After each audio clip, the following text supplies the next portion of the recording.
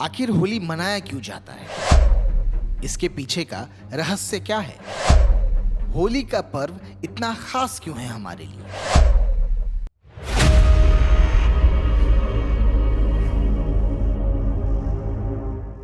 एक पौराणिक कथा के अनुसार जब एक निर्दयी पापी राक्षस हिरण्यकश्यप ने ब्रह्मा जी की तपस्या करके उनको खुश कर दिया और वरदान में ये मांगा कि कोई भी देवता, राक्षस, पशु या इंसान उसे मार ना सके, ना ही वो दिन में, न रात में, न धरती पर, न आकाश में, न घर के अंदर, न घर के बाहर, न किसी अस्त्र से और ना ही किसी शस्त्र से मारा जा सके। ऐसा वरदान पाकर वो और भी अभिमानी और क्रूर बन गया। हिरण्यकश्यप को एक पुत्र की प्राप्ति हुई जिसका नाम था प्रहलाद। प्रहलाद जी बचपन से ही श्री हरि विष्णु के परम भक्त थे। वह उन्हीं के भजन और कीर्तन में लीन रहते थे।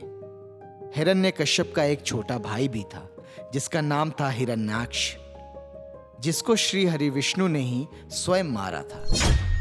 इसी वजह से हिरण्यकश्यप श्री हरि विष्णु को मानता नहीं था और उनकी पूजा करने पर प्रहलाद पे काफी क्रोधित रहता था।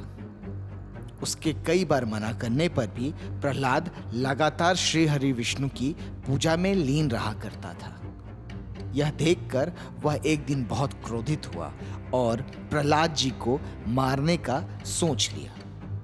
हिरण्यकश्यप ने प्रहलाद जी को मारने का कई बार प्रयत्न किया, पर वह हर बार असफल रहा।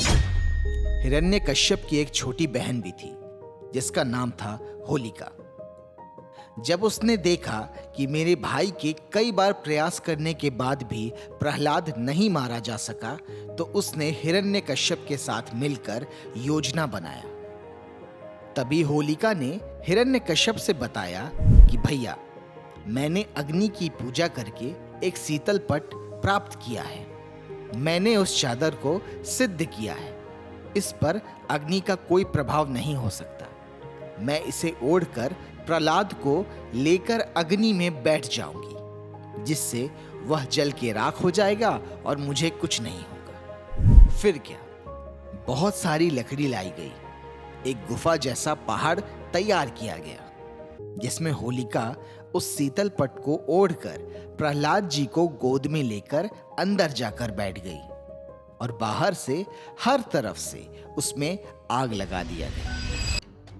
पर श्री हरि विष्णु की कृपा से ऐसी हवा चली कि वो चादर होलिका के बदन से उड़कर प्रहलाद जी के शरीर पर चला गया और होलिका तो जलकर भस्म हो गई, पर प्रहलाद जी का एक रोआ तक नहीं जला। इसी खुशी में हम आज भी होलिका दहन करते हैं। पर होलिका के मरने के बाद प्रहलाद जी को बचाने के लिए स्वयं श्री हरि विष्णु ने अवतार लिया, नरसिंह अवतार। महल के एक खंबे को फाड़कर वो प्रकट हुए। ब्रह्म मुहूर्त से कुछ देर पहले का समय था।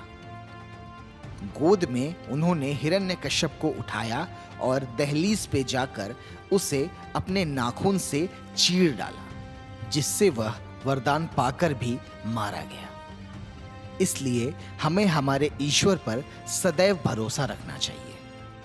चाहे स्थिति कैसी भी हो, हमारे स्वामी हमारी रक्षा जरूर करेंगे। उम्मीद करता हूं आज का वीडियो आपको पसंद आया होगा। अगर वीडियो पसंद आया हो तो चैनल को सब्सक्राइब कर दीजिए और एक प्यारा सा कमेंट कर दीजिए। हम जल्द फिर मिलेंगे एक नई कहानी के साथ और एक नई सच्चाई के साथ। तब तक के लिए धन्यवाद।